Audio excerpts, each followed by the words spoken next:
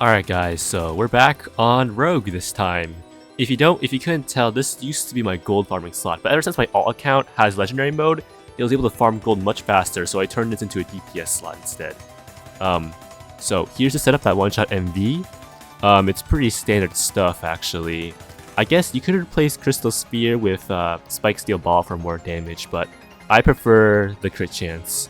That's just my preference, but it's technically not the best. But you can choose that if you want. I dumped the strength. I used the brawler armor. These Blight Rock daggers, they're the exact same. They're the exact same daggers from the other thing. So like these Blight Rock daggers, they have 4 Shattering Radiance and 3 Voltaic Radiance. I like to put more Voltaics on my weapons now because the energy it can give back is really nice. It can make your gameplay feel really smooth. And like there will be less friction when deciding your actions, because you'll have more energy. You'll be more likely to use stuff when you want to. So that's why I do that. My artifact is the Stellaean Core.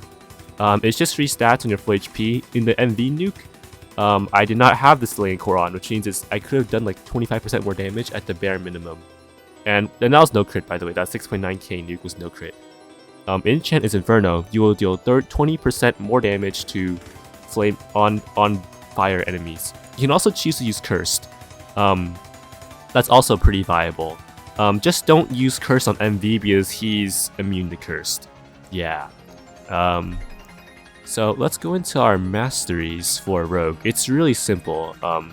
You can either choose to copy me, the standard route, to go 0, 1, 2. The reason why we go 0, 1, 2, first of all, this Vital Strikes, all you need to do is to bleed the enemy to get 20% more damage. If you don't know, you can get more bleed by using the Dragon's Memoir. You're guaranteed to inflict bleed every strike. So this is heavily recommended if you're like a solo player or you don't have a very good team, so you can like get the boost on your own without any help. Next, we'll have Looter. Looter is pretty good because stuff like MV can spawn minions in, and then you can use those minions to like benefit yourself by getting more luck and more speed. This is mainly for like luck and speed builds, but even without, it's still pretty okay, I'd say. Although, if you're full strength, you don't need this one, you can skip it. But if you skip this one, you won't have enough points to get Dagger Spread proficiency, so it doesn't really matter, I'd say. And I got Slash Barrage proficiency, which is the only thing that really matters. It says if the target is poisoned, it deals extra damage and inflicts 2 Sundered.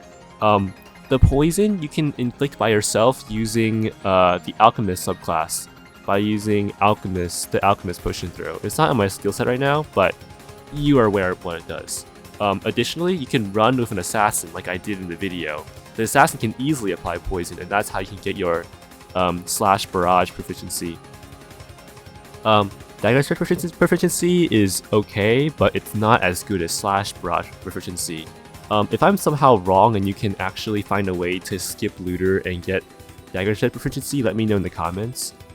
Oh yeah, you can. Oops, I'm dumb. So don't get these. I was just stat maxing, so you can forego these strength nodes, get rid of this Looter node, and then you'll have enough points to get this Dagger Spread proficiency. And that'll make it so you'll have 2 decent skills instead of 1 decent skill. And this will apply poison by itself, which means you can go from Dagger Spread straight into Slash Barrage, and you'll do pretty well for yourself. I guess let's get into my soul tree. I did have some 1 or 2 people ask about it. I'm not really sure why. So let's just get into that. You probably want to see how many soul points I have after the patch, since I showed off having a lot of soul points before this patch. Totally balanced, by the way. So right now I have 158 soul points. I'm aware there's a bug that lets you get soul points by wiping and repotting your covenant, but I barely did that shit. So yeah, that's the build. Let me go over a setup you can use, like other setups. The race is Veneri, because you'll have max gold for 20% more damage. I don't have max gold right now, I just use gold in the MV run. My recommendation is to get 51k gold before going to a battle, so when you use Opulent Cutter, you'll remain at 50k gold to keep your damage boost.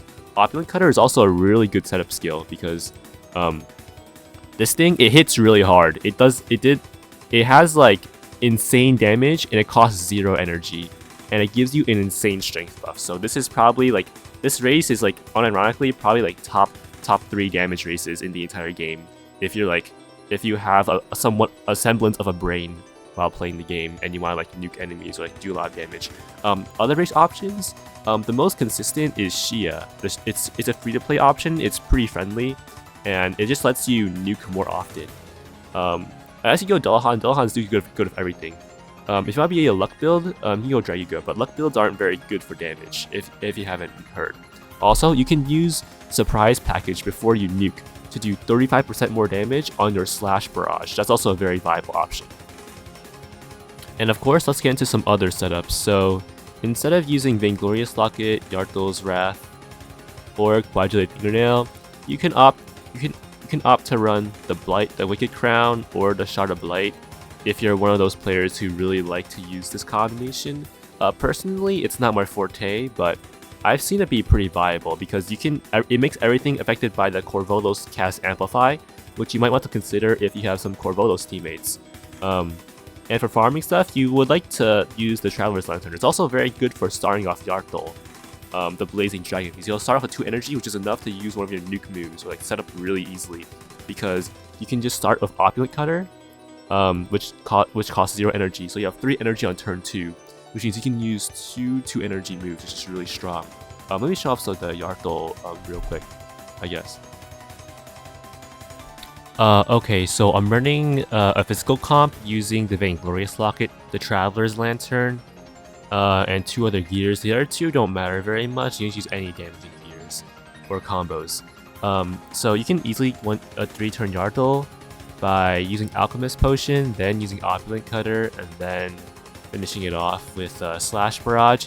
If you get lucky and crit Slash Barrage, you can like 2-turn it really easily, but otherwise you have to do that weird setup in order to kill it. It also costs 1k gold each time, so it's not very effective. This class, you need an alt that can farm gold really well in order to actually use it. That's like the only complication. Otherwise, this build is like really good.